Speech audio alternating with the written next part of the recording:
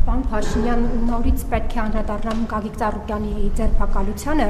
այդ դրվագներին։ Օրինակ դուք որ այդ տեսնում եք, ինչ եք զգում։ Այսպես մարդը կանգնած է, աշխատակիցը սենց խփում է, այդ այն տրամաբանության մեջ է, որ պարկեցրեք գետին, ձեր նախորդ հրահանգները փռեք ասֆալտին, պարկեցրեք գետին, որ ձեր հոգին փառավորվի դրանից։ Սա մեկ հարց եւ պարոն Փաշինյան, Բայրամով էլին խոսել է սահմանադրական փոփոխությունների մասին եւ եթե չհանենք տարածքային պահանջները, այսպես ասած ճակերտավոր սահմանադրությունից, խաղաղության պայմանագիր չի կնքվելու։ Ի վերջո սահմանադրության տեքստը թեև նախարարն ասել էր, որ մարտին կհրապարակվի, մինչև հիմա մենք այդ տեքստը չենք տեսել, ինչ եք պատրաստվում անել, երբ է լինելու այդ տեքստը, երբ ենք տեսնելու եւ երբ են այդ Ադրբեջանի ասած փոփոխությունները տեղ ունենալու, կարողանալու եք դա անեք, եթե չունեք սահմանադրական մեծամասնություն։ Ես ձեզ համար նորություն ունեմ, ես ձեր նկարագրած տեսարանները չեմ տեսել, որովհետև դրանք ինձ չեն հետաքրքրում։ Ես ձեր հարցին պատասխանեցի, ես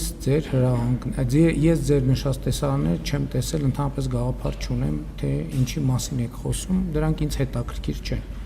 Իսկ ինչ վերաբերվում է ասֆալտին փռելու եւ ոչ միայն փռելու հրահանգներին, այդ հրահանգները տրվել են շատ վաղուց եւ հարցը թե ինչու այդ հրահանգները մինչեւ հիմա չեն կատարվել։ Այսինքն հարցը տեղ է, ինչու այդ հրահանգները նախկինում չեն կատարվել։ Ինչ որ ասել եմ, ինչ որ ասել եմ, պետք է դառնա իրականություն, որովհետեւ այդ թվում են պատճառով, որ Հայաստանի ժողովուրդը քվեարկել է դրա օգտին եւ դրա օգտին է քվեարկել։ Ինչ վերաբերվում Ադրբեջանից հնչող հայտարարություններին,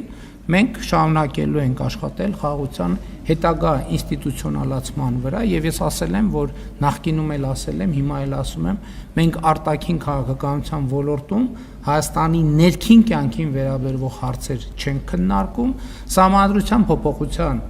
օրակարգը ներառված է Հայաստանի Հանրապետության կառավարող մեծամասնության նախընտրական ծրագրում եւ դա փաստ է, այսինքն նախընտրական ծրագրում արձանագրված է նոր սահմանադրության ընդունման անհրաժեշտությունը եւ ժողովուրդը քվեարկել է 726,000 մարդ քվեարկել է դրա օգտին,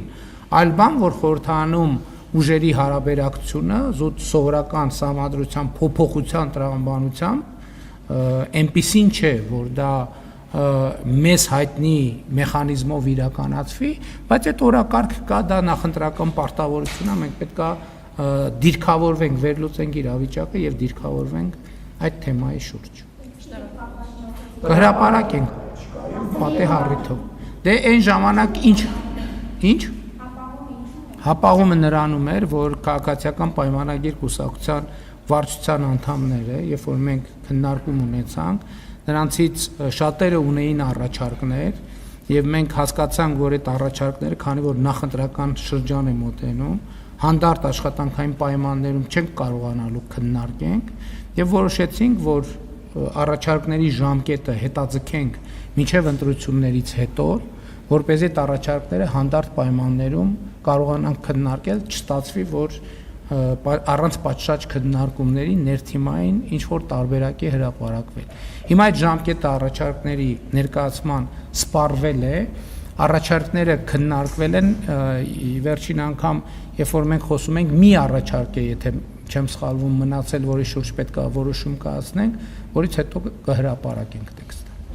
Կոնկրետ ժամկետներ հիմա չեմ ասի,